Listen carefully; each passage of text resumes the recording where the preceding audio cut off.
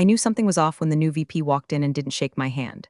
Just did that limp two-finger wave, like I was the receptionist at a chain dentist office, and not the reason our last compliance audit came back cleaner than a nun's browser history. He introduced himself with that smug little grin some men wear like cologne, all fresh out of Harvard, and thinking they're God's gift to Silicon Valley. I watched him make the rounds, shaking hands with junior engineers who still had Cheeto dust on their keyboards, while I stood 5 feet away holding the meeting brief he was too important to read. But I'm getting ahead of myself. Back when the company was just 4 guys in a co-working space, and a dream so half-baked it still had eggshells in it, I was hired to help with admin. That meant filing expense reports, sure, but also catching the 3 typos in the investor pitch deck before it went to Sand Hill Road, drafting the first HR policy on the back of a burrito receipt, and later, being the poor soul who translated engineer rambling into patent filings that wouldn't make a USPTO clerk swallow his stapler. I never asked for credit, never needed it. You don't sign up to be the face of the company when you're the one mopping up its messes. But somewhere along the way, my name started popping up on filings. Not because I begged, because legal said it was cleaner that way, easier to avoid IP disputes when the ghost in the machine had a paper trail, and I was fine with that. I didn't need a gold star, just a quiet corner and working Wi-Fi. I like being invisible. There's power in being underestimated. Hell, if you've made it this far into my little therapy session disguised as a confession, maybe do me a favor. Hit that little subscribe button or tap like. I know, we're all just scrolling through life half asleep, but it really helps the team keep telling stories like mine. And trust me, this one gets weird. Anyway, things were smooth at first. I knew who needed what before they asked. I played translator between product and legal, between marketing and dev, between vision and execution. The founder used to joke I was the company's connective tissue, which is a nice way of saying I knew where the bodies were buried and how to keep the stink off. And then came whispers of an acquisition. A big tech company sniffing around, billion with a B. People started polishing their LinkedIns, trading sneakers for loafers, and acting like every Zoom call was a job interview. I stayed quiet. I'd seen windfalls fall apart faster than a 3-legged IKEA table. Still, there was a buzz, excitement, possibility. That's when Mr. MBA showed up, with his dress shirts so starched you could use them as cutting boards, and a voice that always sounded like he was auditioning for a podcast no one asked for. We need to streamline, he said at the first all hands. Cut redundancy. Create leaner operational verticals. Translation, I don't understand what most of you do, so some of you are going to disappear. A week later, my name was removed from 3 Slack channels and 2 project dashboards I had built. My calendar went from back-to-back meetings to one-on-ones with HR about transitioning responsibilities. I didn't get fired, no, that would have triggered legal reviews, but I was gently shoved into a corner like a Christmas decoration in June. My new title? Administrative support. No team, no access, no voice. Just a desk under the flickering fluorescent light near the printer that smells like burnt toast. No one said a word, not legal, not ops. Not even the founder, who used to send me late-night emails asking if a clause looked too sketchy. They all went silent, like my usefulness had expired the moment I hit 49 and started wearing readers. I didn't cry. I didn't rage. I just watched. Watched them stumble through investor decks I used to rewrite in my sleep. Watched them forget how to submit a patent. Watched them assign 3 junior staffers to do what I used to handle between lunch and coffee break. It's funny how fast people forget the scaffolding once the building looks finished.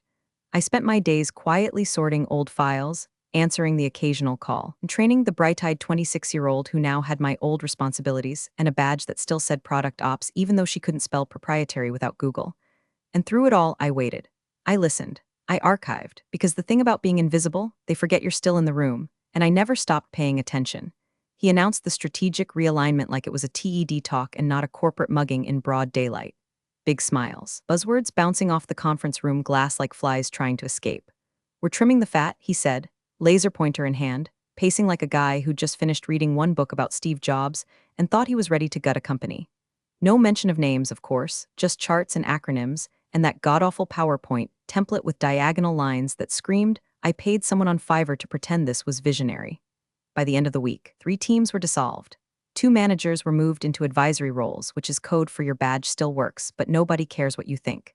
And me, I was reclassified. That's how they phrased it in the system update. No meeting, no warning, just a calendar invite titled Role Clarification 15 Min. My title went from operations liaison to administrative support.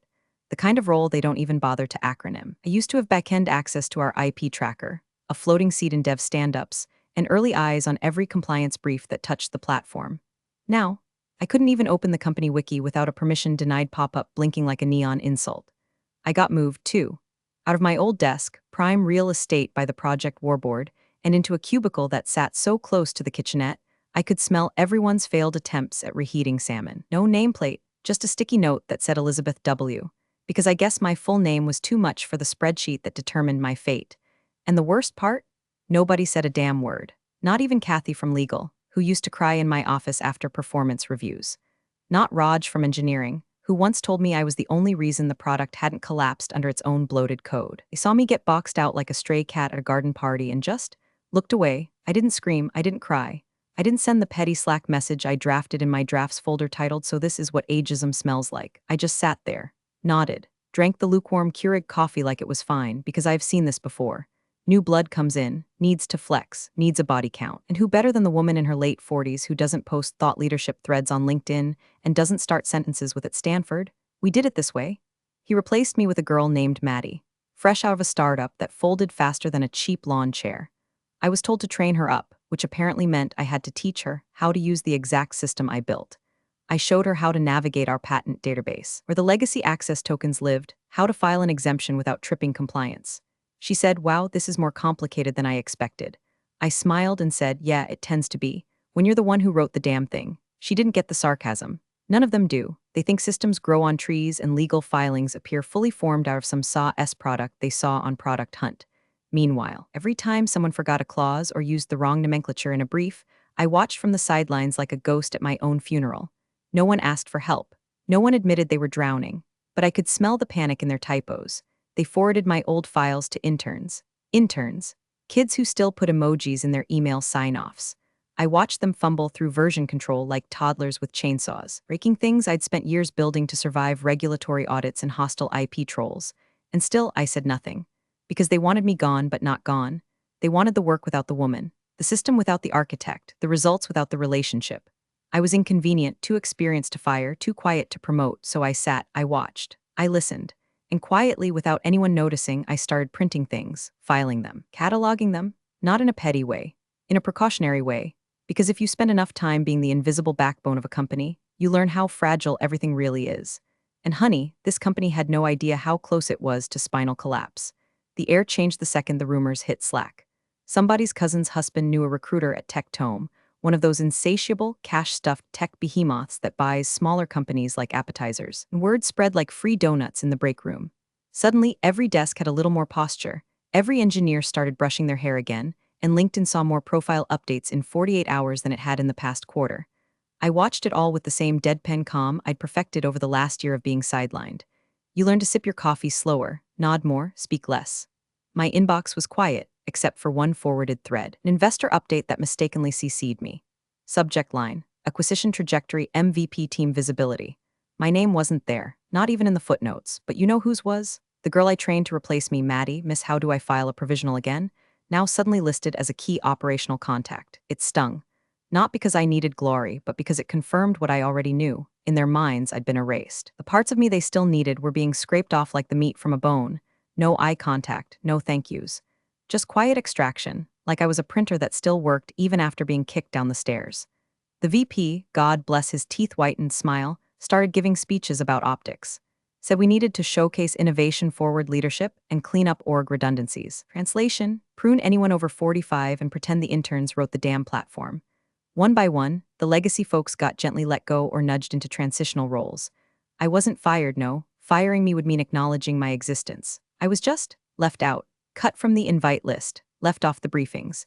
The dashboards I helped build were scrubbed clean of my credentials. The workflows I designed got repackaged in Maddie's shiny new Google Docs. I was no longer in meetings, I was setting up chairs for them. The deal was heating up. Word was Tech Tome wanted to close within the quarter. The office pulsed with fake urgency, whiteboards filling up with made-up KPIs, everyone trying to look irreplaceable.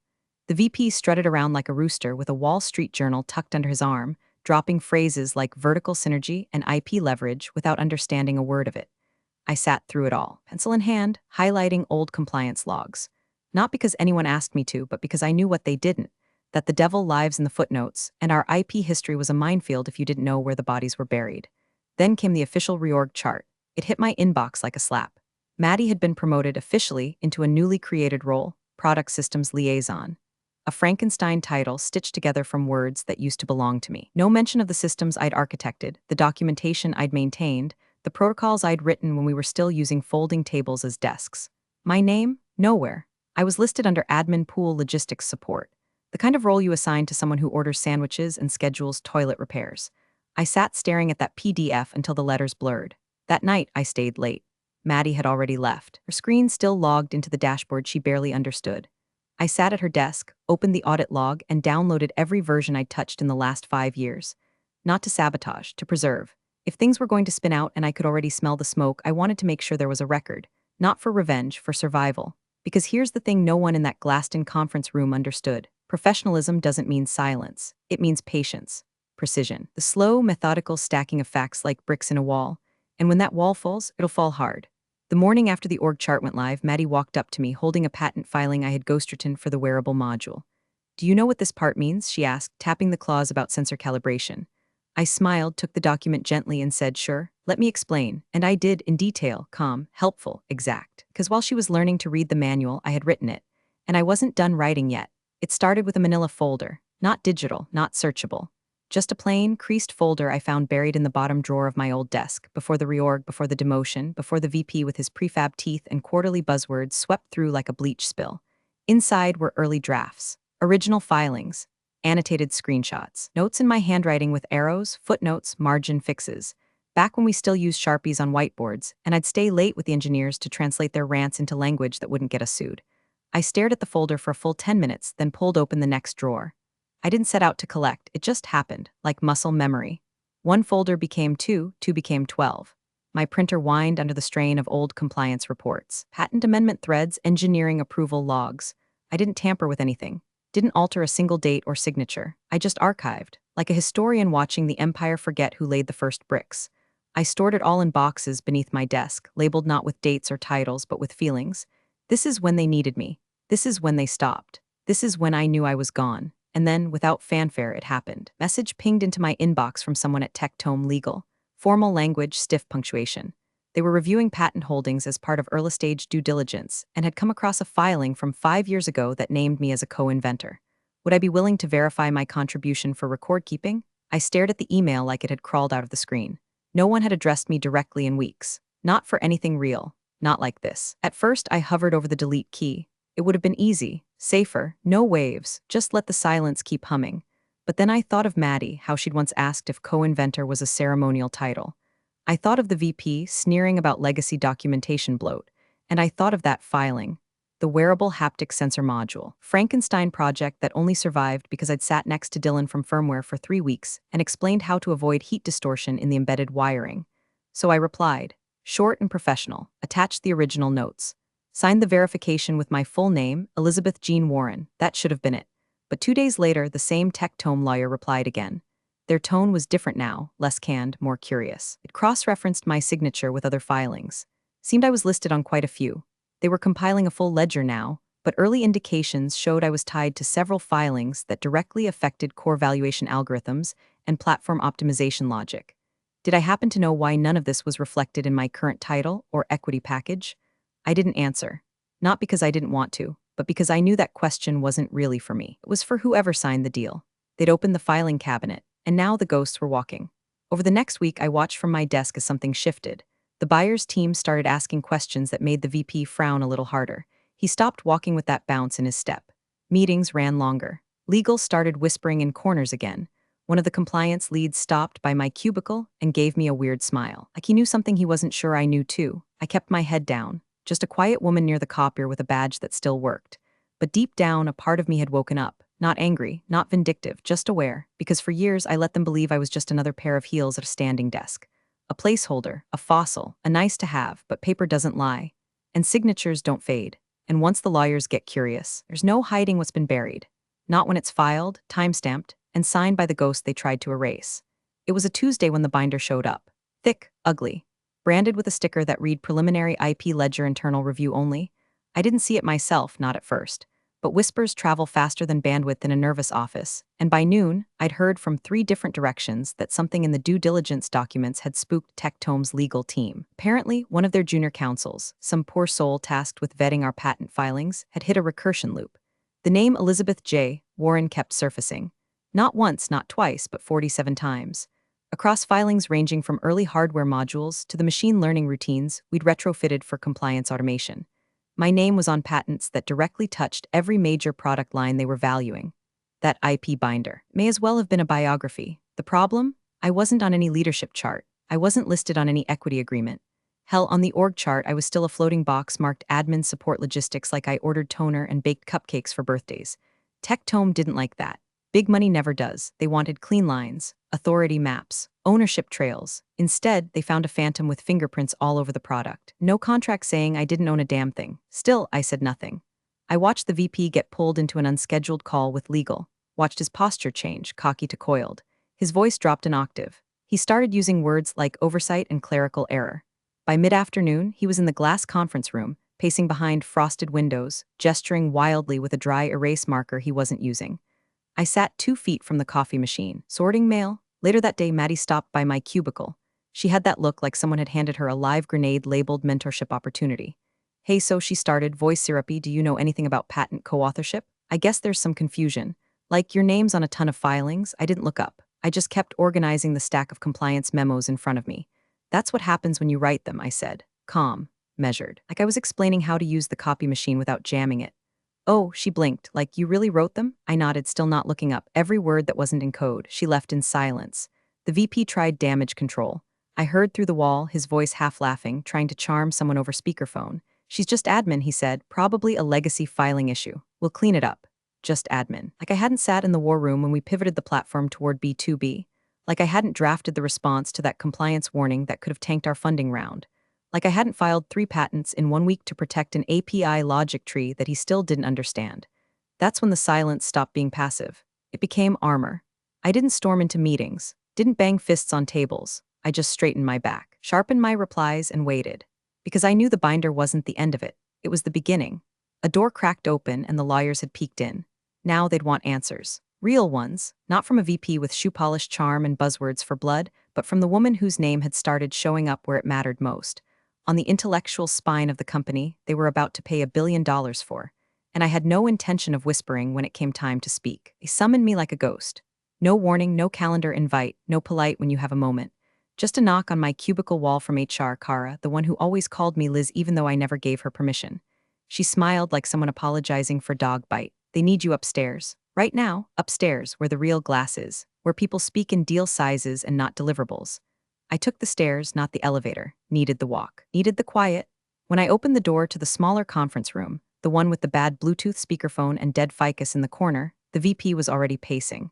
Maddie sat beside him like a shadow, still trying to grow into her host.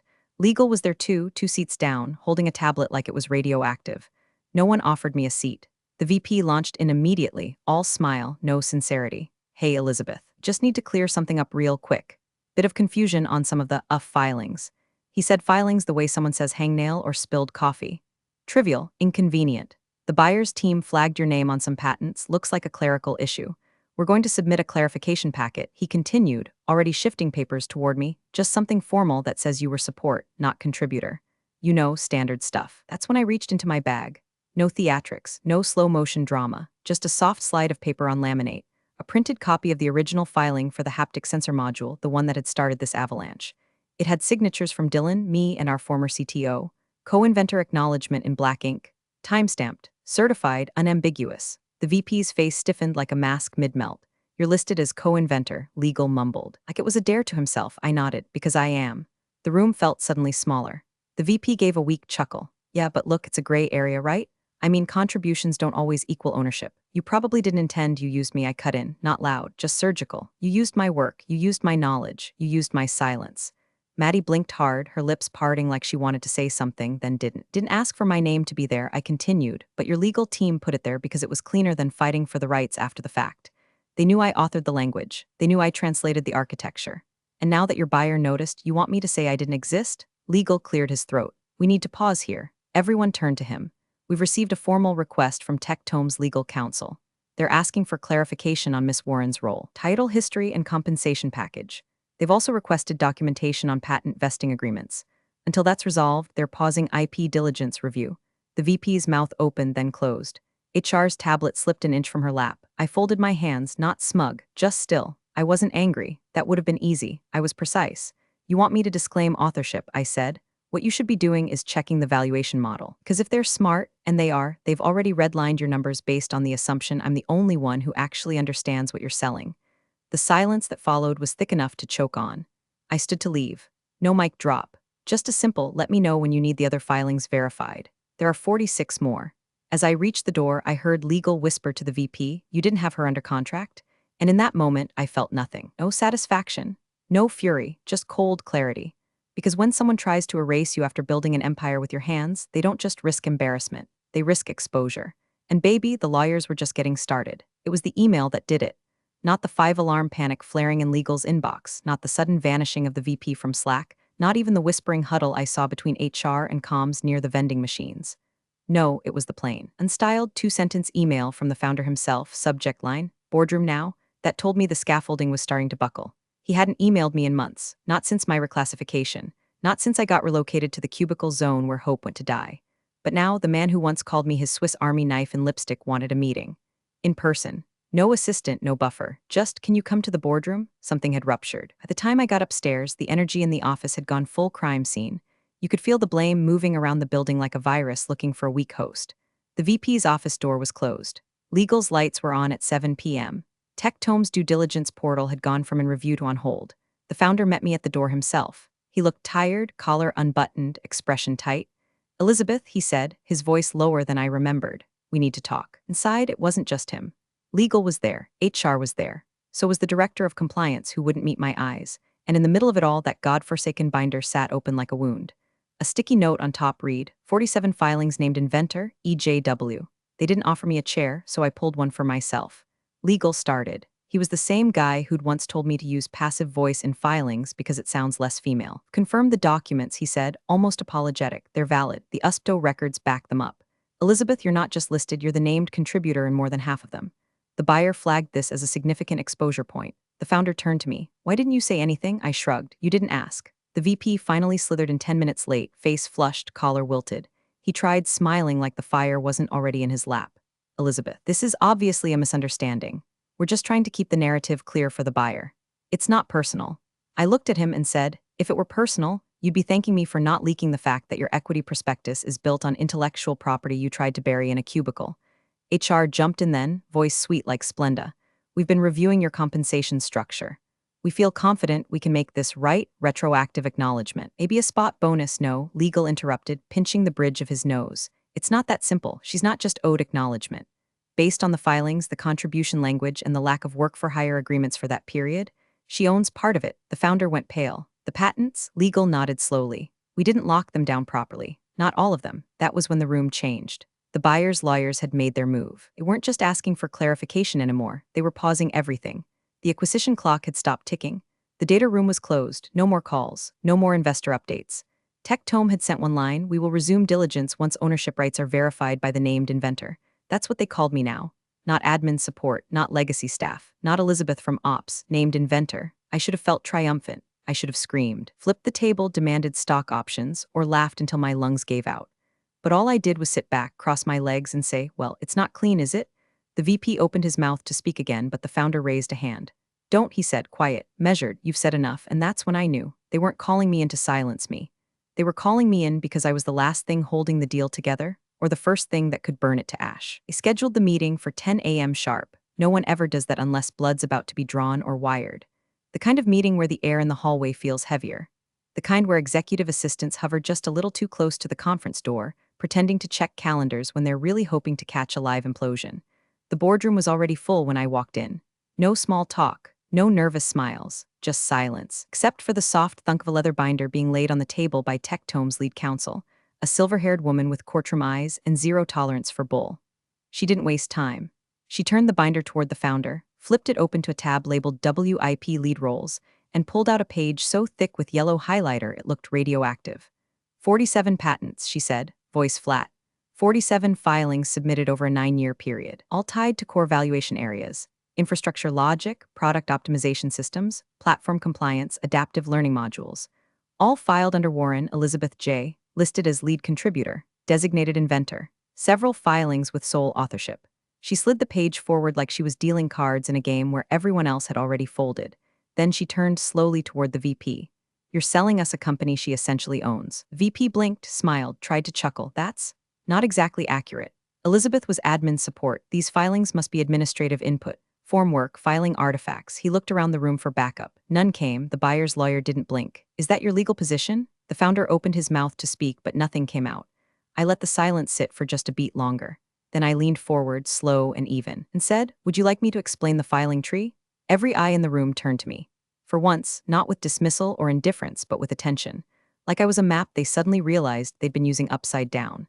I reached across and pulled the binder slightly toward me. Flipped to the first flag tab. Patent hash US 1,109,823B, adaptive sensory throttling for embedded wearables. I remembered drafting the prototype claim in a cafe at 2 a.m. while Dylan panicked over voltage bleed. This one, I said calmly, was based on a firmware constraint Dylan couldn't resolve. I drafted the workaround. Engineering approved it. Legal submitted it. I reviewed the claim language and added the co-inventor clause myself.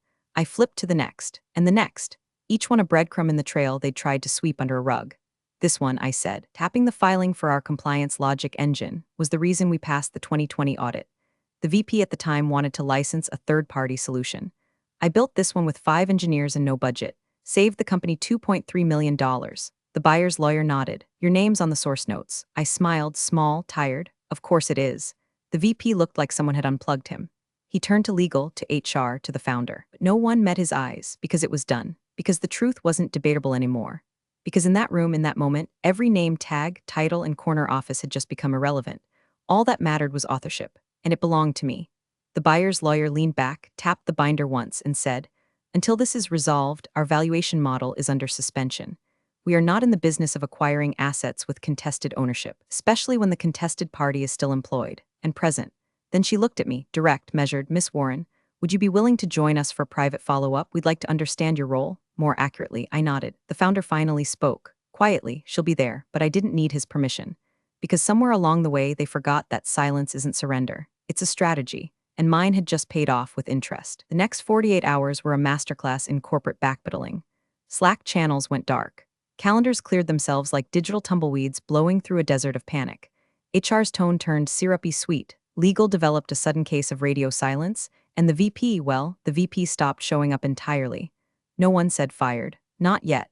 But when his company laptop disappeared from the IT shelf, everyone knew the guillotine had finally whispered SHHH thunk. Tech Tome formally paused the acquisition the following morning. No grand announcement. Just a short, polite statement. Pending clarification of material IP ownership and inventor compensation, due diligence will be suspended indefinitely. The kind of sentence that detonates investor calls and erases 2 months of hype in 5 words. The board called an emergency session. I wasn't invited, at least not initially. They met behind closed doors, CEO present, legal sweating through his collar, HR trying to spin a narrative about internal miscommunication and legacy documentation confusion. But the buyer's legal rep wouldn't budge. She kept pointing to the binder, to the signatures, to me, not as a victim, as an asset. The founder emerged 2 hours later looking 10 years older. He didn't make eye contact when he approached my desk. Just said, Elizabeth, we'd like you to rejoin the leadership team, effective immediately. I waited a beat, then replied, what's the title? He hesitated just long enough to sting, then said, Chief Innovation Officer. I nodded, put it in writing. He already had it printed. I didn't ask about the VP. I didn't need to. His name was already being erased from the internal directory by the time I walked upstairs. All his little pet initiatives, labeled on hold. Maddie, reassigned to documentation support, back where she should have started. At noon, I entered the boardroom again. This time, I wasn't asked to wait in the hallway. This time, I didn't sit near the coffee machine. I took the seat at the head of the IP review table, the chair they once told me I didn't need, the one they left empty out of habit and ego. The buyer's CEO was there now, first time in person. He looked at the founder briefly and turned to me with a nod that said everything, you're the one we came for. I opened the binder, my binder. Shall we begin? I asked. And no one said a word, no fireworks, no tears, no one screamed or begged or ran out of the room. Because real power doesn't arrive with sound, it arrives with silence. And silence, when held long enough, becomes gravity. I never raised my voice, I never leaked a file, I never posted a thread or staged a coup, or rallied for allies in back channels. I just documented, witnessed, filed. And when the time came, I let the paperwork speak. Big thanks for watching, you sneaky seniors. Subscribe to keep the coffee pot brewing revenge. Your ex-colleagues won't know what hit 'em.